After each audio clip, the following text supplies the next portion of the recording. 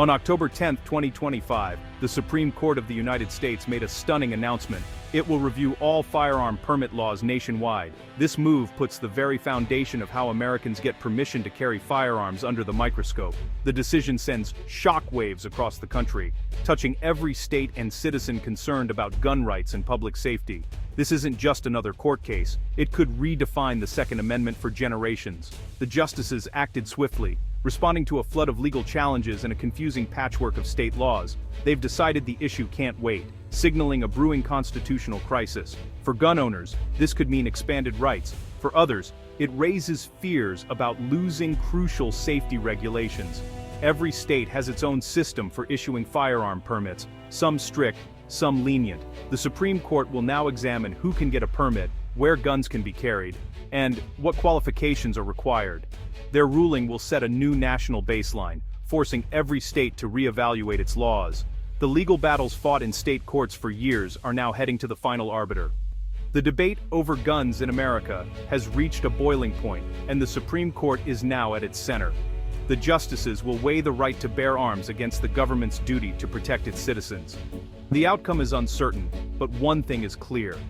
U.S. gun laws are on the verge of historic transformation. The nation is watching as the rules for owning and carrying firearms face unprecedented scrutiny. What is a firearm permit? Simply put, it's a government-issued license allowing someone to own or carry a gun. Like a driver's license, you must meet certain requirements to get one. Permits are a key tool for states to regulate gun access and promote public safety. The process usually involves background checks for criminal records, domestic violence, or mental health issues. For many, permits are common sense, a balance between rights and safety. But gun rights advocates see permits as an unnecessary burden, arguing the Second Amendment already grants the right to bear arms. They say the process can be slow, expensive, and subjective, punishing law-abiding citizens while criminals ignore the law. The Supreme Court will now ask, is requiring a permit to exercise a constitutional right legal? What limits can states impose? The answers will shape the future of firearm permits in America. The stakes couldn't be higher for both sides of the debate. America's gun laws are a patchwork. Rules change dramatically from state to state. New York has strict permit laws. New Hampshire's are much more relaxed. This creates confusion, especially for gun owners traveling between states. A permit valid in one state might be worthless in another, turning law-abiding citizens into accidental criminals. Gun rights groups argue that constitutional rights shouldn't vanish at state borders. States with strict laws insist on their right to protect their own citizens and set their own standards. They fear being forced to accept weaker laws from other states, leading to a race to the bottom. The Supreme Court is stepping in because lower courts can't resolve these conflicts. The justices must now balance individual gun rights with states' rights to self-govern. Their decision will set a new national precedent. The patchwork may soon be replaced by a single, unified standard. Let's look at three key legal battles shaping the national debate. In Pennsylvania, Philadelphia's stricter gun laws are being challenged as unfair to residents compared to the rest of the state. In New York, new laws banning guns in many public places and requiring good moral character are under fire after a recent Supreme Court ruling expanded gun rights. Gun owners sued and the law's fate is still in limbo. Meanwhile, New Hampshire is suing Massachusetts, claiming its strict rules unfairly burden New Hampshire residents traveling across state lines.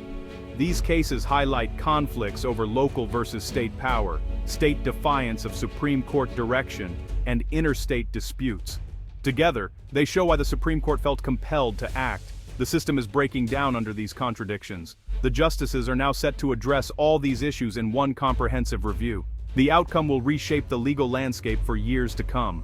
Two hotly debated issues are at the heart of these legal battles: sensitive locations and good moral character. Sensitive locations are places where states ban firearms, even for permit holders, like schools, government buildings, and public parks. Critics argue that banning guns from most public spaces makes permits nearly useless and leaves law-abiding citizens defenseless. Supporters say these zones are vital for public safety. The courts must now decide what truly counts as a sensitive place.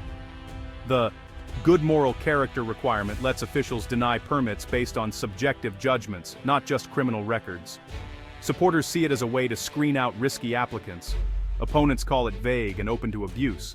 They fear it allows discrimination and arbitrary denials of constitutional rights. Gun rights advocates want clear, objective rules, not personality tests. The Supreme Court will decide if these standards are constitutional. Their ruling could dramatically change how permits are issued nationwide. The debate over firearm permits is a clash between individual liberty and collective safety. Public safety advocates point to gun violence and support regulations like background checks and permits to save lives. They believe government has a duty to protect citizens from harm. Gun rights defenders argue that self-defense is a fundamental right and restrictions only disarm law-abiding people. Both sides have real-life stories, lives saved by regulations, and lives protected by armed citizens. The core dilemma: how do we protect the right to self-defense while preventing gun violence? Gun control supporters say reasonable limits can do both. Gun rights advocates say more laws only hurt the innocent. The Supreme Court must now walk this tightrope. Its decision will be more than legal. It will define which value America prioritizes. The nation awaits a ruling that could reshape the balance between freedom and safety. The Supreme Court's review of firearm permit laws is a turning point. The outcome will affect every American gun owner or not. The court could dramatically expand gun rights, striking down subjective standards and limiting sensitive locations. This would force states to loosen strict laws and make permits easier to get nationwide. Or, the court might allow some regulations, setting clearer rules for what's constitutional.